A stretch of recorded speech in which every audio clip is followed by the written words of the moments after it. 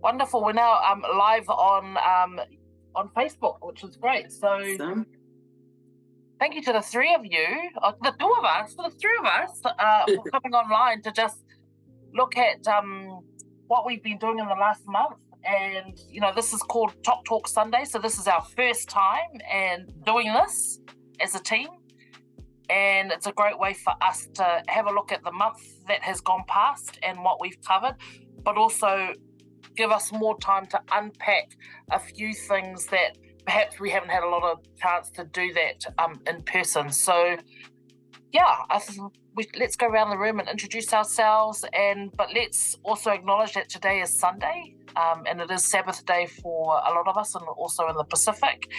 And we also want to acknowledge all the activities that are happening around the world, and that it is a transitional time as well. So in parts of the world there is suffering happening, but I think we should count our lucky stars down here in the South Pacific. Touch wood, at the moment it's a great place to be, so honouring that on this Sunday. And also I'm really honoured to be here with the two of you lovely ladies. So tell us a bit about yourselves, even though we already know you, and just tell us about how your last month has been. Let's kick off with Anji Naidu Khan. Hi, good to see both of you. And yes, first Sunday Talk. I think our Talk is now becoming very famous. A lot of people are watching. Last month, I think one of the highlights being the Te Mai Vanui festivals. For me personally, I learned so much, and I'm sure when we start our Talk, Joanna, we might be talking more about the Te Mai Vanui. So that was one of the highlights for me. Apart from that, I've been very busy and with the internship program. So summer internship program, overwhelming response. I think this has been the busiest month so far from the time I have joined PCF. So much was going on in terms of festival and internships and talks and all our podcasts that we have been doing. Plus meetings and visiting new people, meeting new people. So a very busy month. Great, Angie. Thanks for letting everyone know that we don't just sit and keep seats warm. And we're actually out there and about doing plenty of things. Melissa, tell us about your last month. Malo lele, bula vinaka, and kia ora koutou to everybody on this beautiful Sabbath day. Well, it's beautiful here in Otautahi, Christchurch. Sorry, nice. You're at Christchurch. I forgot to let everyone know. Down there in the south. And it's very sunny and crisp, which is not great with the frosty mornings, but I can't complain about the sun.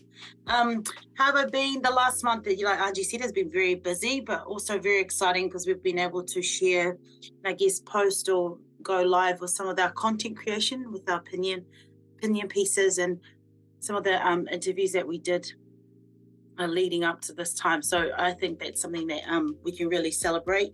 And also the webinar series, which I'm sure we'll talk a bit more about.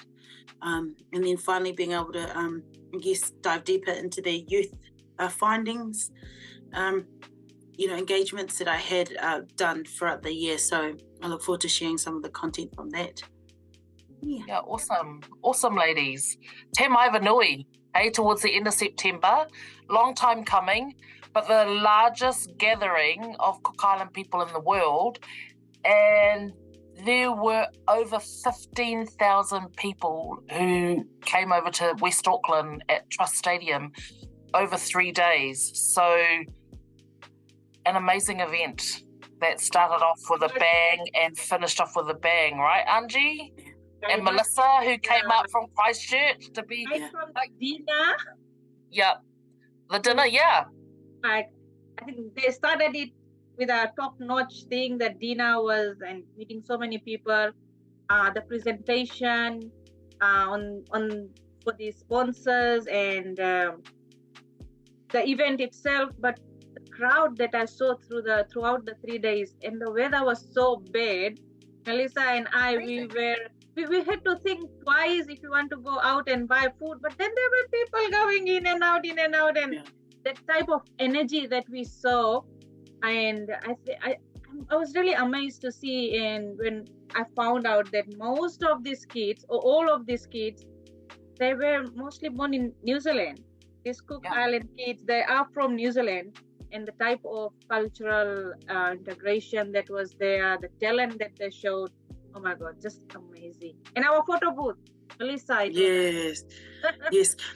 Oh, I loved it. It was my first time ever attending Te Mai Vanui, and the one thing I believe is that there were probably 50,000 people or even more who had come through, and we knew that because we had a photo booth stall as part of our interaction activity at our PCF stall, and that was so fun to be able to get close and you know, have some meaningful engagements with the Cook Island community.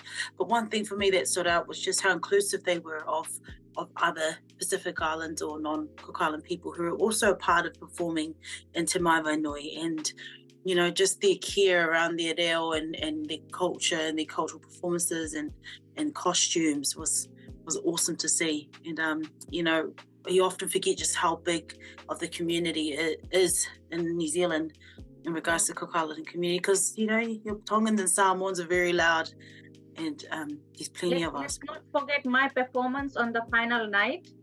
Yeah, come on, Angie. We know that was the highlight of the entire festival. That was a winning performance, exactly, when you had to go and hand out prizes. Sending my prize. It must be like halfway through. Oh my gosh, that video is actually really funny, and you know, it'd be so cool if we could make a quick reel out of that, Joe, and post that on our social media, just showing just how meaningful engagements can be. Yeah, I think that and there were a few highlights, right? Standout highlights from those 3 days, and I think at the end when they were giving out the prizes, and even though I think there were 10 different Inuas and Vakas that actually competed over the course of the 2 day or 3 days, and that prize giving at the end, where you know, the prize giving was probably the longest prize giving I've ever attended, because all the 10 groups had an opportunity to get up on the stage. And I don't know if it was intended, but, you know, the first group got up and then they were singing their songs, and then, you know, the whole community from that particular village got up on the stage and they're singing. And the highlight for me was watching all those young kids, right?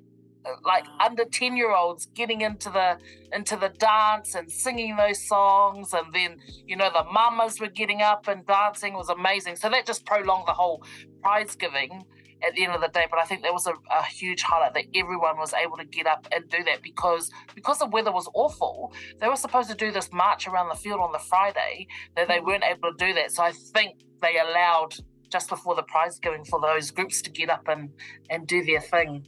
And I know, beautiful the way they did it, the way each of those groups went on a stage and then they showcase their talent one more time. For example, one more time, yeah. Like Melissa and me, we were mostly at the booth to be there, and then to see them all come up on a stage, it was beautiful.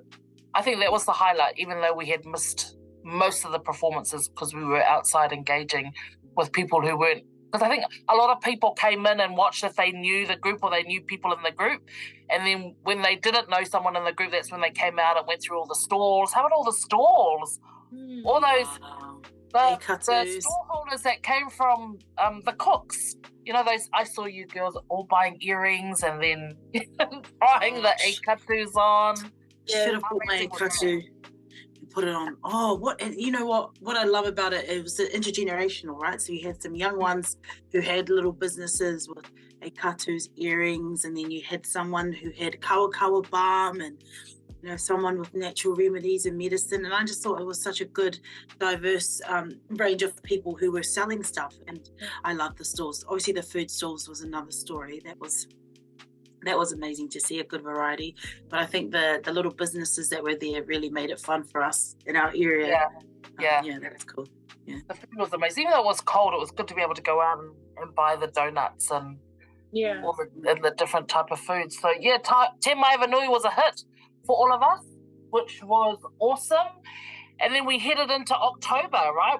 And every single week there seemed to be something on, and Ministry of Pacific Peoples with their language weeks helped us out with with our content and pushing out our content. So we had Tuvaluan Language Week, we had Fiji Language Week, we had Niue Language Week, and we also had Tokelauan Language Week. So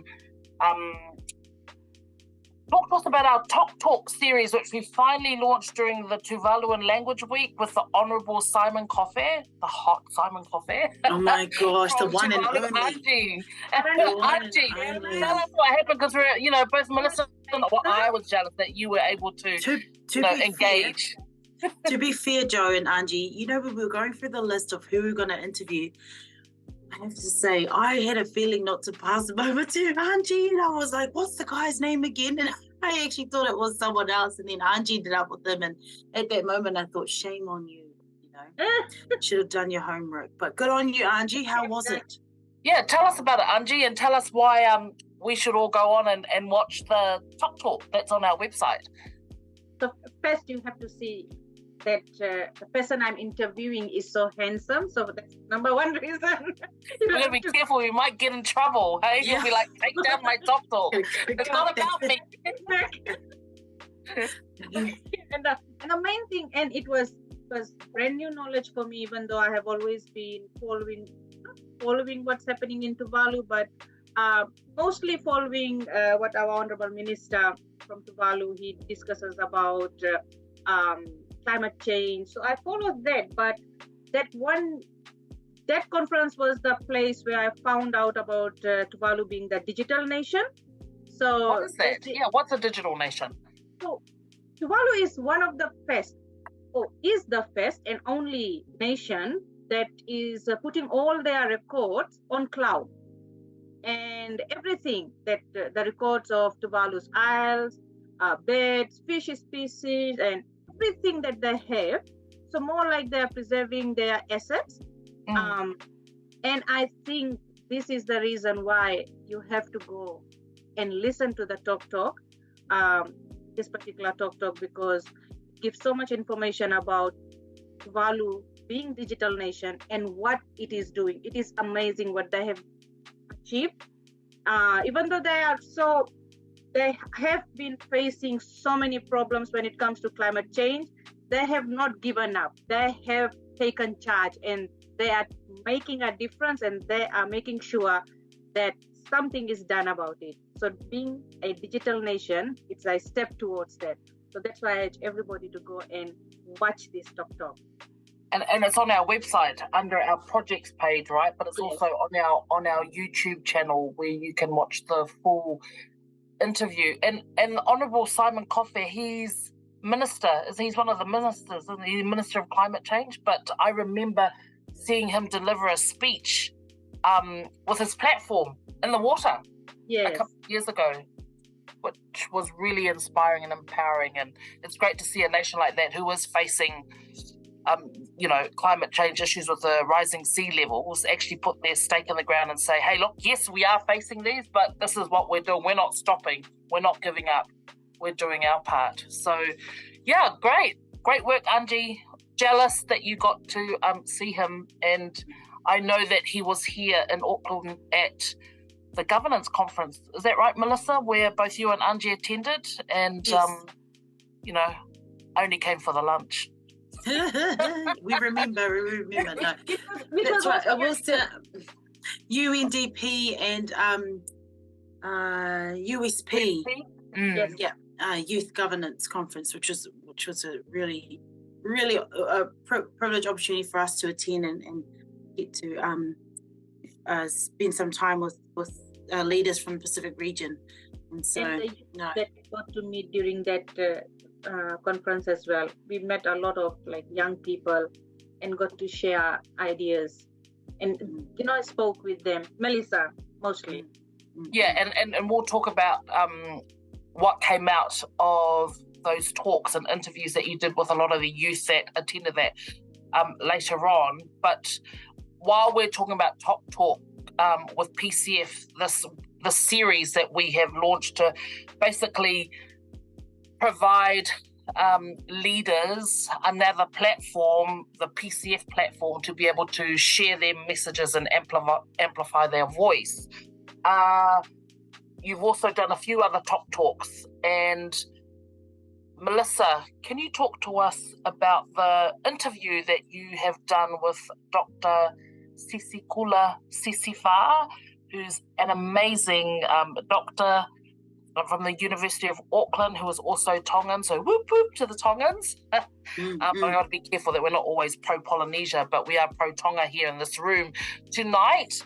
Can you just talk to us about her and what she's been doing? Because she has a really interesting talk as well, where she talks about value add and exporting out of Tonga with vanilla and watermelon farmers, and how she is at the University of Auckland Business School.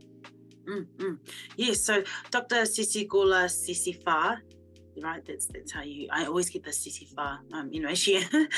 She is amazing, and there's probably one of the most eye-opening interviews for me, because she lectures in the School of Business, looking at business management and global business, or in the area of global business is what my understanding. But I know that her research, as you mentioned, Joe, is around value chains of businesses and growth, and she used the vanilla farming, or Halala vanilla, is her case study topic, isn't she?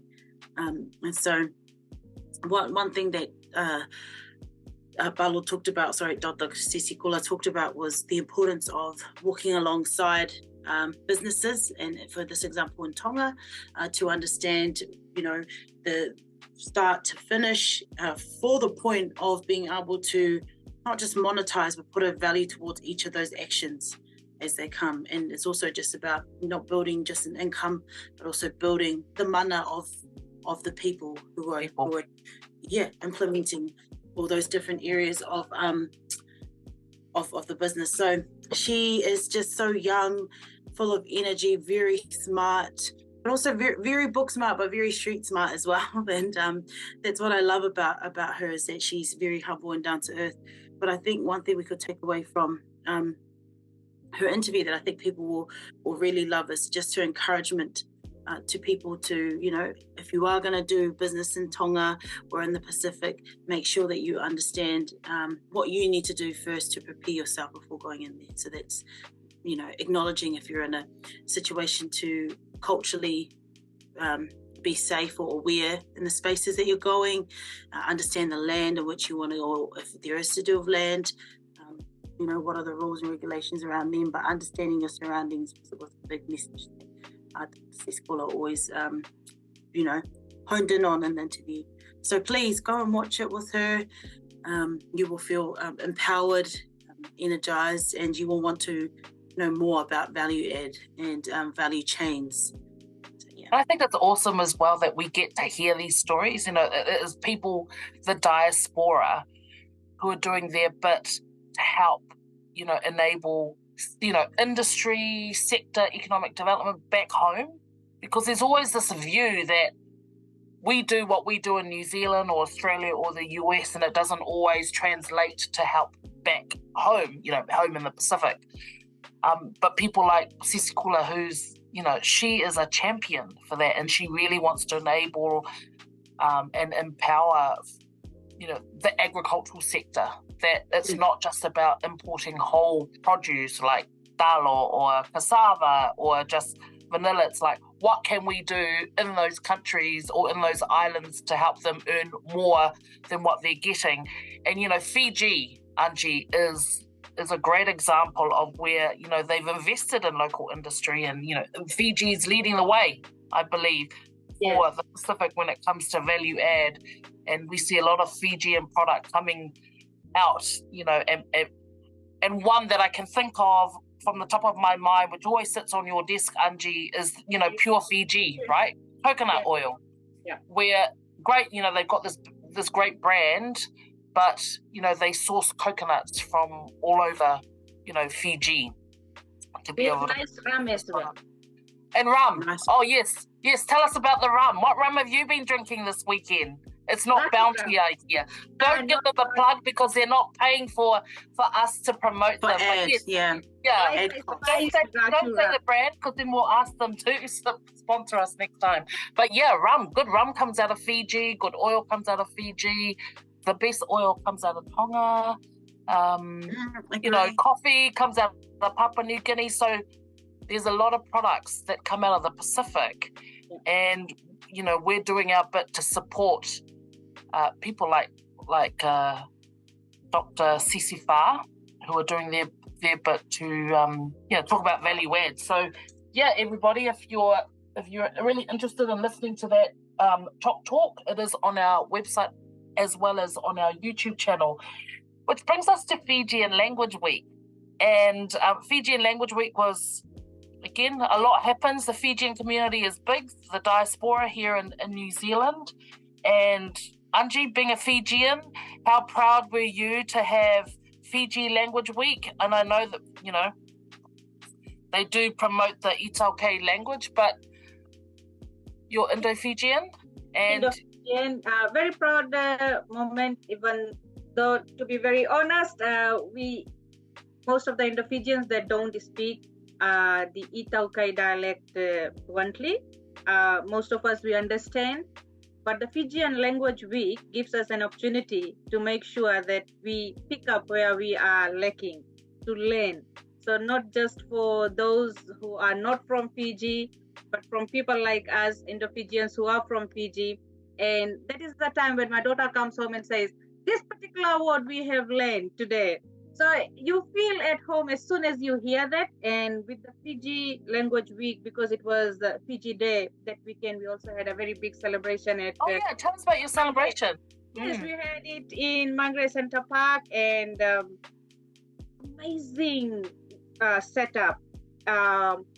We had Honorable Gringere Tambua. Lenora? Lenora from Fiji. And my daughter garlanded her with the Indian garland. So while there was the traditional Fijian ceremony and did Melissa and I get a garland from that ceremony? Oh, no garlands for us. Hey, don't lie, Joe. You probably got one. You probably got one in the office. You probably got one during your personal celebration. Oh, really? Okay. Yes, and there was a lot of stalls. So food, craft, clothes, and we even had stalls like we had Auckland Transport giving away things. How we had our stalls in Christchurch. What, free bus tickets and free train tickets? Oh my God, not just free bus tickets and whatnot.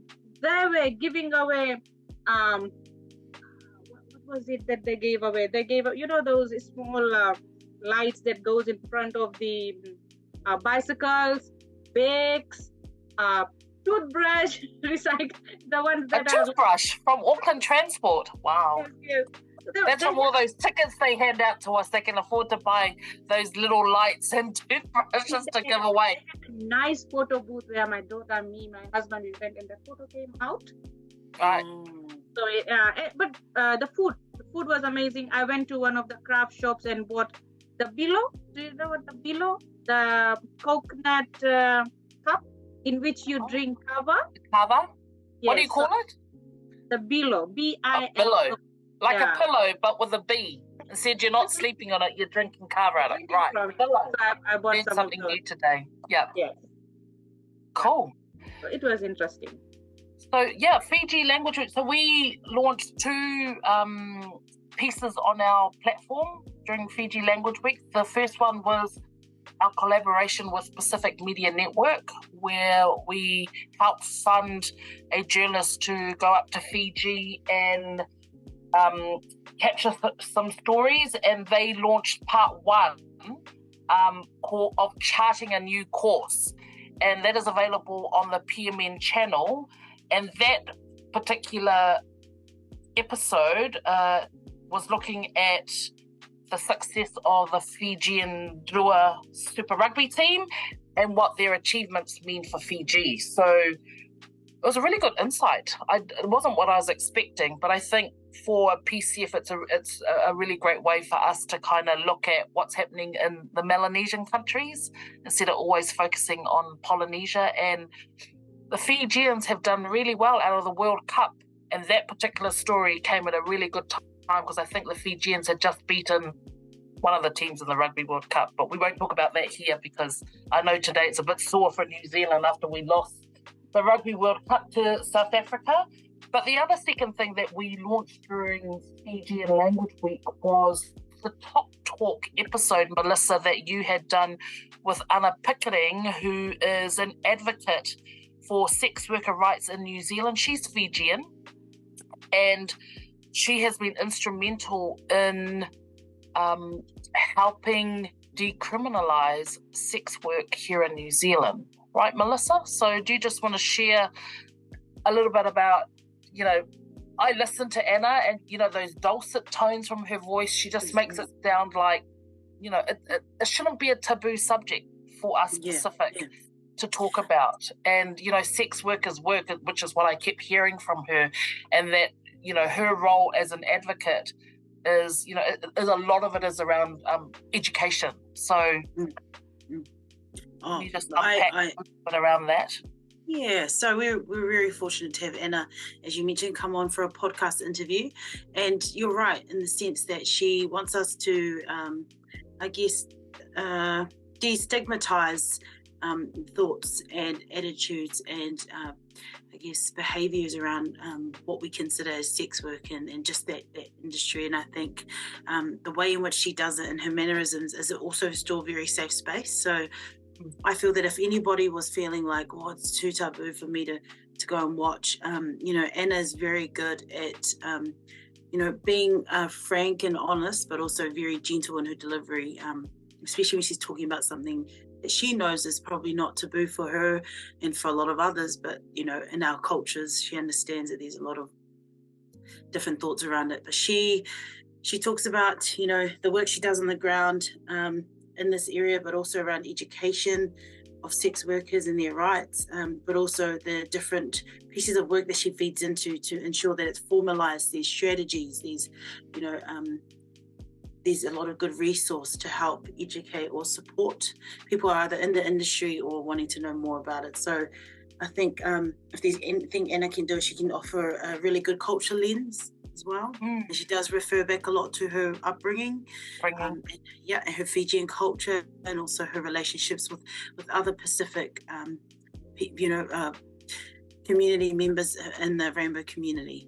And it's such a blessing, I think, for anybody like Anna to come and share her story. And I think one thing we need to remember is lived experiences, and people being willing to be vulnerable in that way is such a huge privilege and honor for PCF. So we have up, and we just encourage people to go take a look, even if you need to, watch it with someone, or you want to watch it on your own. Like it's all there for you.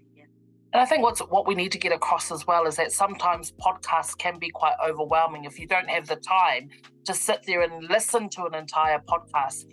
What Arona, who's our digital officer in our team, has done is he's broken up the entire talk into bite sizes, right, which focuses on different issues that these leaders talk about and advocates talk about. So if you don't want to consume it all in one go, you can do it in bite sizes, and I think that's the beauty of our Tok Talk series with PCF. Which brings us. Sorry, Joe. I was just thinking as well before we move on from Anna. I think one thing to mention about her podcast as well is that she is very clear in some of the milestones or stages in which they advocate on. For example, if it's around youth in the rainbow community, sex workers' rights, if it's around a bill, if it's around, engaging with government and politicians, and it does very well to also give us some sort of civics background, I feel like, in her talk. And that's why I really want people to go have a look, because beyond just, the sex industry, Anna's also offering some education and how people can push their own passions and issues and topics in the space. So I learned a lot from that, from her talk. So. That's great. Thanks, Melissa. So the third webinar that we did was during New Zealand Language Week, and I interviewed the Diversity, Inclusion and Equity Advisor for Chorus, the telecommunications company. And her name was Antonia Culasea. And I talked to her about her work and how she has used our perceptions report of New Zealanders of the Pacific, how she's used that report to help her engage with people higher up in the organization, like at the C-suite level, where they're really wanting to understand and engage better and more with their diverse communities. So again, that's up on our platforms. Going to have a listen to her, because she talked about how she's going to use it and how she's going to bring people in her organization to look at the findings in that report. But also, it was a really good way for me to kind of learn more about the Niueans and how they act, or how they behave. Niueans are very tribal, and what she has done, she migrated from Niue many years ago, but what she's done in her community outside of her work, she volunteers and teaches language and culture to the younger members of the Niuean community, and they're also using her to look at how they can assist with well-being with the older community as well, not just the older, but right across Niuean youth and family. So yeah, go in and listen to that. But we also did our very first webinar on unpacking our perceptions of New Zealanders report, which all three of us sat in and we delivered. And great way to recap just what that report and how, I suppose, useful the perceptions of New Zealanders report is, and how we've been socializing it, and we're finding that right across people are interested and can't believe that this report has actually been done. So Angie, Melissa, do you want to give some insights on what you both covered in that webinar and how we've had an overwhelming response to our perceptions report since then, which is awesome. But yeah, what did you young ladies think about how we delivered those findings, Angie? So my area for the webinar, and I think after we did that webinar, if I'm not wrong, we had a lot of traffic coming into our all our socials, right, Jo? Mine was cultural enrichment, and when doing my research for the webinar and going through some in-house lecture, then tell me about your story, about your lessons. I realized the cultural enrichment part, there's so much information in the perceptions report that I've gone through the perceptions report many times, but when you just take out time and try to understand, things like how not many people or not much focus is given to Micronesia. One of those things that just came up. That's something we don't know. Things like how non-Pacific New Zealanders, they want to learn more about the Pacific, and they are eager. They want to know. But for them, when they talk about the Pacific, they are talking and looking at the Pacific as a tourist destination. And in contrast to that, when Pacific Island New Zealanders, when they talk about the Pacific, it's not just tourist destination for them. It is home. It's history. It's culture, and there's so much more to it. That was I think one of the highlights for me, where non-Pacific New Zealanders and Pacific New Zealanders, and the report shows what they want or how they feel about the Pacific. And the other thing that I was very touched by was how New Zealanders broadly see Indo-Fijians as Pacific people rather than Asians. So in those, I don't think I have ever seen this kind of report anywhere, while Fiji Indians are trying to fight their way into being identified as Pacific Islanders. By nationality, we are Fijians. By ethnicity, we are Fijian Indians.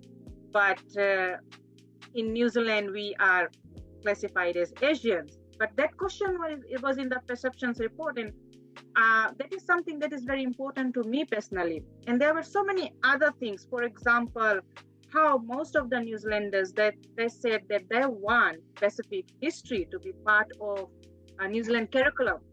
And that is something that is very important. If now this is a movement, like now we have information that people want that. And it's a beautiful thing is that PCF has done this research. And I think the perceptions report is one of its kind. Never, ever anything like this is done. Oh, yeah. So the section that I was researching on cultural enrichment, there's so much more. And if anybody wants to know more about that section, then they actually have to go and have a look at the report.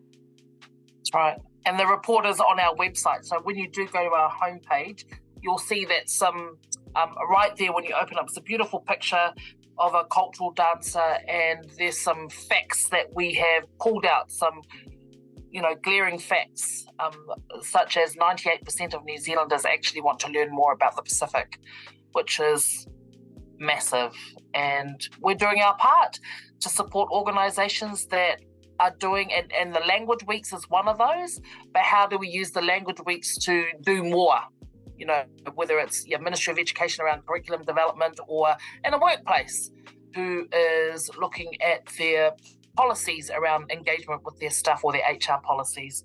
But Melissa, do you just want to touch briefly on what your aspect of the perceptions report covered before we move into your youth report and the perceptions report?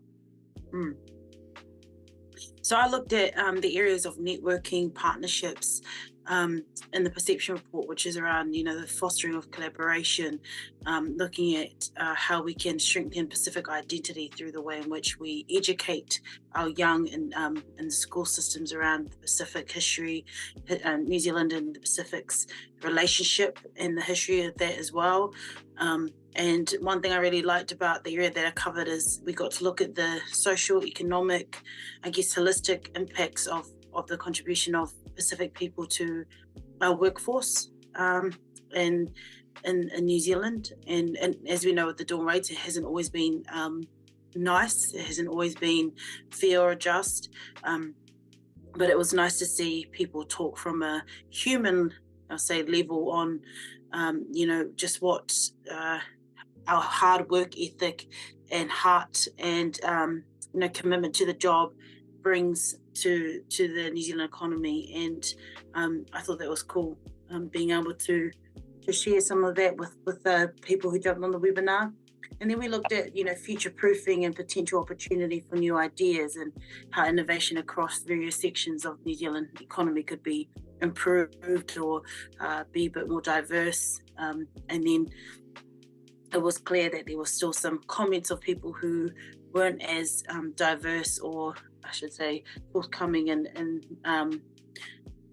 their comments towards Pacific people, like they still felt that Pacific people were somewhat, still needed a bit more education around certain parts of New Zealand economy and society. But, there's always going to be people like that out there. So overall, I felt that area was quite positive and very strength-based, which I think is important, because if you hear of perception study, I did this myself, you immediately assume that it's all going to be negative, and we have to look at it from a negative or deficit perspective. But I don't think we always have to have that lens on. If anything, there are some points in there, for example, just the contribution of our young growing Pacific population. There are some really good findings and stats in there that suggest that we only need to just add value to something that's already going well. And so one of those areas is, the growth in how multilingual some of our young people are, and the people a lot more, how the importance of words as well, words in different areas of society, but words that we use towards each other, words that we use as Pacific people to non-Pacific people. I just think those are sort of some of the ones that we need to look at. I suppose, which is a really good segue for us into our webinar that we just hosted most recently, which was with your youth panelists from around the region. So you had Elizabeth Kite from Taking the Lead in Tonga, who's currently studying in New York, I believe. And then you also had Dr. Bradley from PNG, Yes. on that Dr. webinar Bradley as well. Kopio? Yombon Kopio. Yombon Kopio. It sounds like a lolly. Yeah. A coffee lolly. And then you were also supposed to have Ellen on there, but she pulled out at last minute, which was cool. And, it was a really interesting webinar. And it was great to have those youth panelists on because it just provides you with a different dynamic when it comes to having these webinars, because it provides us with diversity of thought. But I think what is really important here, Melissa, is because they talked about education, they did talk about labour mobility, they touched briefly on climate change, but education was a huge thing that came out, and also why they are doing what they're doing in their respective fields in their different countries. But I think it's a really good opportunity here for you to just unpack the youth findings that you were that you had unpacked briefly during that webinar that has some really rich insights that I think you should unpack for us this evening.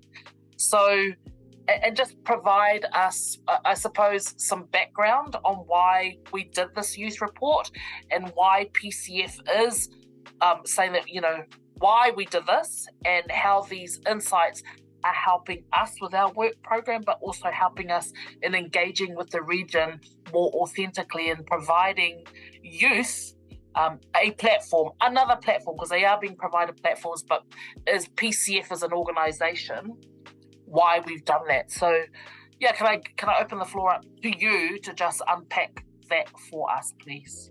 Yeah, sure. So I had the privilege of being the project manager for the youth findings. And I would say I really need to find a name for this piece of work because I think it's so important to put some mana towards it. So at the moment we call it youth findings research or, youth report. But what it was is, sorry, I just get the purpose of the research was really to gain some sort of insights into the current situation and concerns of youth. And so I do say in the report that it was with selected countries, but it's really important to let you know that we had youth who were available at the youth conference that we had talked about prior in this Tok Talk today.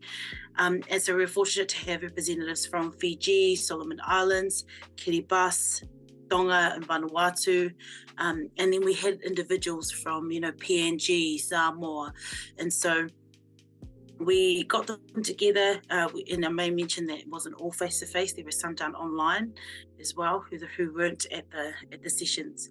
And so the purpose of this was to attain, I guess, a report that could draw in the capability of where we're at as young people in terms of issues, the capacity of young people in terms of issues that they're currently facing in the Pacific region. And so, because we wanted to be able to, inform PCF on how we can better work as partners with young people. So that was the whole objective of the report, was to collate something to inform how we engage with PCF, to ensure that we are reflective of what young people are saying in the Pacific region, but to also ensure that we are actually delivering work that's needed in more areas. And so some of the questions that we had, that we asked, were very broad, because I think it was really important not to be directive in what we're trying to gather. One, because I was aware that it had been a while since maybe PCF had engaged with some of these youth. They hadn't left the country since COVID. So a lot of them, I didn't want to come out there and be directive of what they should be feeling as an issue. And so we had questions like, what are the biggest youth issues facing young people in your country today? And keep in mind, these individuals who did, or groups who did come and join the interviewee list, they are, heads of provinces. For example, we had the 9 presidents of the youth presidents from each province in the Solomon Islands. And so those are the type of questions we put to them. Why is amplifying youth voice important? What would you do if you were in charge? Now, this was a bit of a, here's the power to you, if there was no gatekeepers, if there was no mandates, if you had the power, what would you do? And I think that's really important, that we offer young people the opportunity to be able to say that, because a lot of the youth only realise what restrictions are laid on them when they're put into the deep, thrown in the deep end. So that was kind of like a think tank opportunity. And so some of the findings, Joe, sorry, I'm just getting that's sort of the research methodology aspect of it. You know, there was a lot of findings that weren't surprising, I must say, and so meaning that it was very, there's quite a consensus across all the countries. And, you know, when we're talking about the first question, which is what are the biggest youth issues facing young people today, all of the 5 countries mentioned before, you know, Fiji, Solomon Islands, Kiribati, Vanuatu, Tonga, all 5 of them mentioned education. 5 of them mentioned with full ticks, 5 climate change, or 5 mentioned mental health. You know, all 4 except Kiribati talked about youth governance. And not to go too fast, but when I look back at some of the raw data around Kiribati and the youth governance, I think the difference there was that most of the youth don't necessarily build youth organisations or councils. Those strong youth leaders be sent overseas to study. Seek education and opportunity outside. And so it's not that they don't want to, but this is their sort of way of working. And that was really rich feedback that I had received. And then if we go down to something like alcohol and drugs, Fiji, Vanuatu and Tonga said that was a big concern at the moment for young people. Solomon Islands and Kiribati mentioned that it was a problem. But mainly those 3 countries, Fiji, Vanuatu and Tonga, were very, very strong in their opinions around those areas. If you look at education, you know, the data indicates that youth who live rurally are disadvantaged to access and support services and transport when compared to city provinces. And that was more so in relation to the Solomon Islands. Sorry, what's the capital of the Solomon Islands? Honiara. Yes, Honiara. You know, the president of Honiara was saying that he is so lucky that everything is essential because he's the, you know, whereas some of the other youth presidents were struggling to even get to somewhere with some data, you know, or find a way to share comms that they're having a meeting next week, or, you know, things like that. And so that was something that came out from education, and it talked about scholarships and interns opportunities and how it wasn't always fair across each of the countries, but also each of the provinces, but also each of the classes systems within each culture. And they said that even even today, it's a shame that we still, you know, not getting opportunity based off equity. Equity is something that's not really talked about, like in the Western society talks about it, but it's kind of expected, and you know that feeling of equity, you know, because that's the type of heart that you have for people, right? So yeah, and then climate change, for example, as we know, is a big issue in the Pacific. I think the main 2 points that I want to share was that the data highlights that young people were frustrated by the impacts of climate change. This is split in 2 aspects that are shared across all countries. And I think point 1 is the effects of climate change on their daily lives. So, you know, we're living here in New Zealand. It's not that I'm saying we ignore climate change, but, you know, we don't have to deal with it as part of our everyday life, right? So the way in which people use their bathroom or their sewage system, hearing those stories was really confronting. Also reminded us just really how hard it is for them at the moment to even get basic necessity and structures in place for their own homes. Point 2 is that the discussion on climate change issues are dominated by experts and little consideration is given to feedback from youth voice. So that was really around unpacking that point, is looking at things like expertise are saying, here, this is what's happening with research and this is what's being shown in our research. But then, you know, youth leaders who are on the ground level and grassroots level are saying, well, what does that mean in action and practicality sense, you know? What does that mean for us that, okay, so you're telling me this is an issue, I can't afford to get it fixed here, the government is moving slow, you know, how do I adjust or adapt my life to that? So that was quite interesting, and I think it was clear indication that a lot of youth were feeling disconnected around that conversation.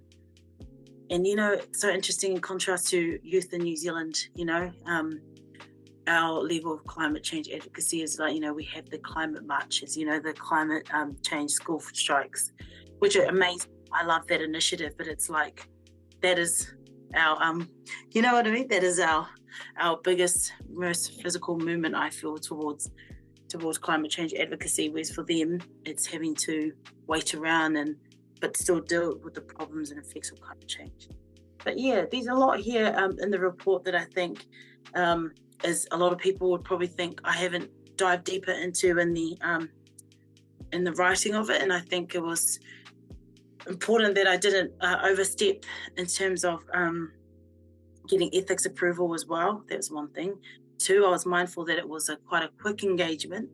And 3, I was just really grateful that they gave me the times before lunch. Yeah. Yep. We sat on the floor, like this is how committed these youth were to letting me hear their voices, that we sat in front of a door, we were in hallways on the floor just talking, and I recording it on my phone, which I still have, and I'm just really, really pleased that I got to do that. So the plan with this report, Joe, I believe, is that we will figure out a way in which we can promote, market some of the findings, and also show in correlation to how PCF is working towards, which I think we are, to be honest, Joe. And one of the things around internships, Angie will talk about that later on.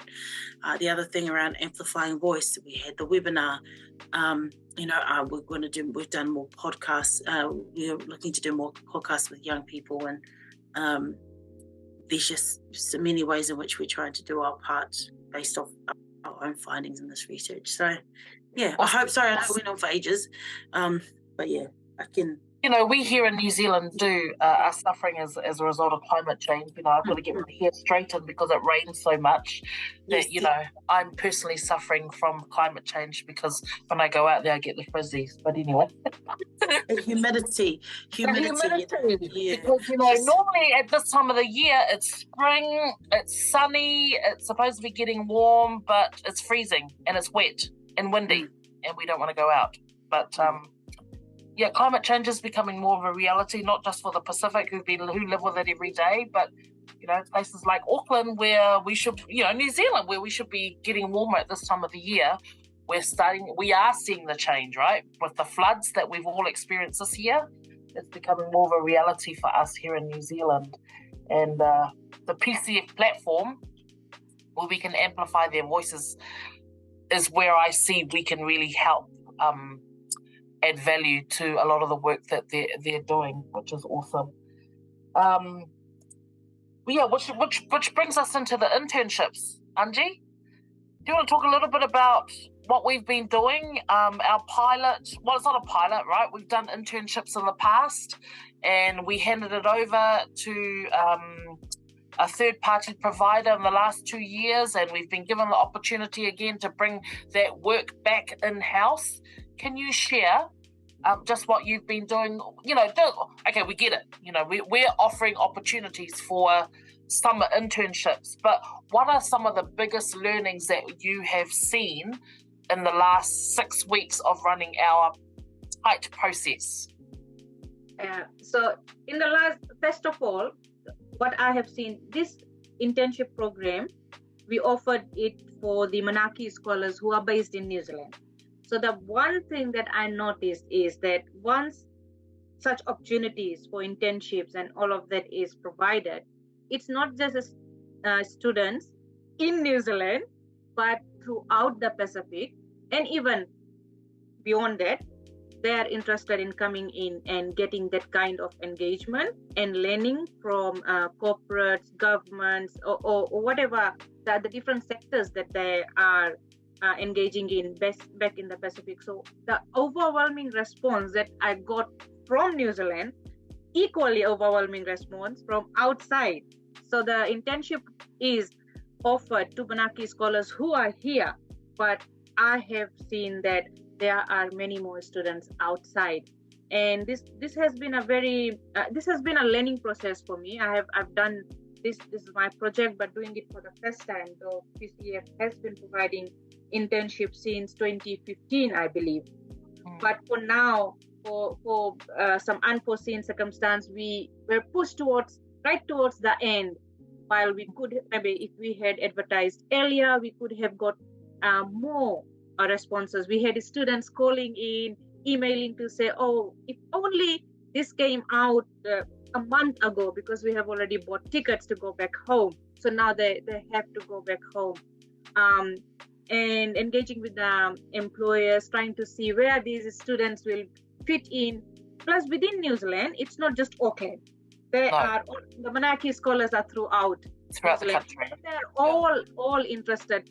And while we offer it to bachelors and that kind of study, we have seen students who are doing pathway studies, like in 1 year program. They are also interested because they believe that they need that kind of engagement exposure, engagement, yeah. Yes. And I think one thing that we should bring up and let people know, Anji, that, you know, there has been comment in the past, and I've also heard it most recently, where they think that PCF focuses a lot more of their work on Polynesia versus Micronesia and Melanesia. And I think it'll be good to put on the table that most of our interns that applied this year were from Melanesia, right? Yes. Micronesia, probably more Melanesia, and not so much with Polynesia, which I think is a really good result of how we've structured our promotion of the program. So, and what you're also seeing as well is it's not your typical professions or areas of study. Right? We're seeing a real diverse range of studies, such as, you know, biomechanics, some biomechanics, people doing that. Yes, and data what was IT, but it was a specialization of different areas that. So I was surprised because I was expecting more accountants, your typical commerce students, but we're seeing real specialized areas, which I think is a really good indication that the Manaaki Scholarship Program is targeting specific areas so that when these scholars do go back home, they can genuinely engage and provide something of value, that technical expertise that's really missing in the Pacific. So, sorry, Angie, I didn't mean to cut you off, but I was just wanting to get that across. Whatever you said, Joe, reading through the applications and the reasons for why they want this internship, that makes you really think. They have got a plan. They know they are going home, and they are telling in their applications exactly why they want to be placed in this particular sector, because when they go back home, this is what they will be doing. So these are young people who already have a foresight, and they want to learn here, but they want to take so much knowledge back to their home country. So that is something. And I also had some of the students who could not apply for other reasons, not just because they were going home, but they must have taken a summer class or something else came up. They have all said, we will apply next year. We just want to get this kind of exposure and experience. So, and we have a very good mixture of boys and girls applying. It's not just boys as well. Yeah. Awesome. Yeah, so the internships has been great. And, I'm just conscious we've got 2 more minutes on this call. I don't know what happens after 1 hour. But, we have been busy at PCF. And we're also leading into a really busy time in the region as well, because over the next 6 weeks as we head into Christmas, 3 major events happening in the region. The first one is the Pacific Island Forum States meeting, which will be happening in the Cooks in the next 2 weeks. Following that will be the South Pacific mini games, where Solomon Islands is hosting. So that's 2 to 3 weeks of activity.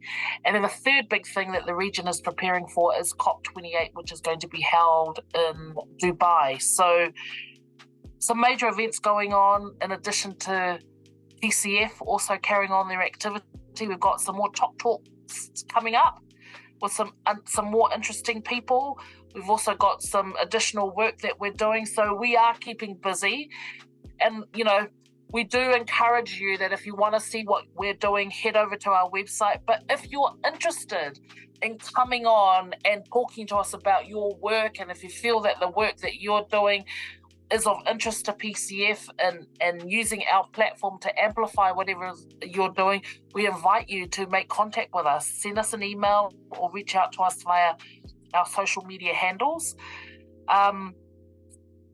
we're doing this as a way to kind of really allow us to reflect, rethink, and revise what we're doing, and we're really asking for your help on whether or not there are other issues that you'd like us to talk about with the work that we're doing. But this work does align with our 3 strategic pillars, which is around strengthening our identity as New Zealanders and also as Pacific Islanders, and that's right across Moana Nui a Kiwa.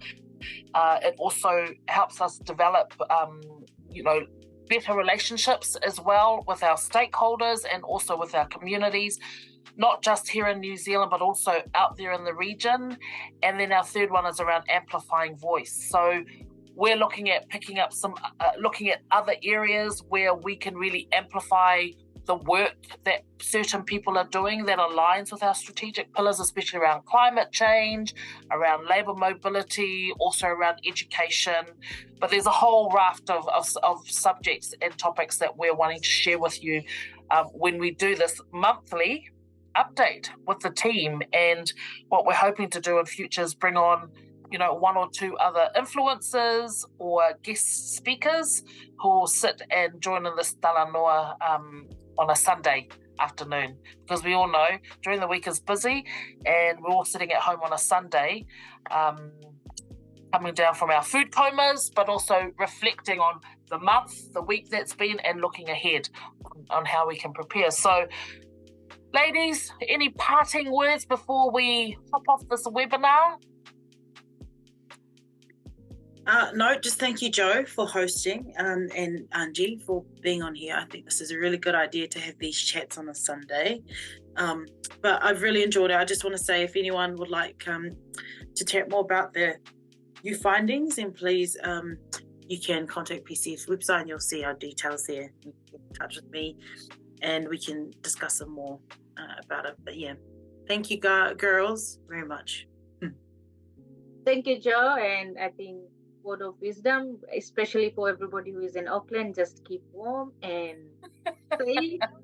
And get your rum out, right? Oh, yes, get your rum out. Don't go outside if you have hair like Joe. Yeah, I wasn't blessed with nice straight hair. But yeah, cool. Thank you, ladies. Thank you to everybody. This particular episode will be up on our website as well as our YouTube and socials in the coming day. And engage and let us know what you're thinking, and see you next month. Malo Aupito.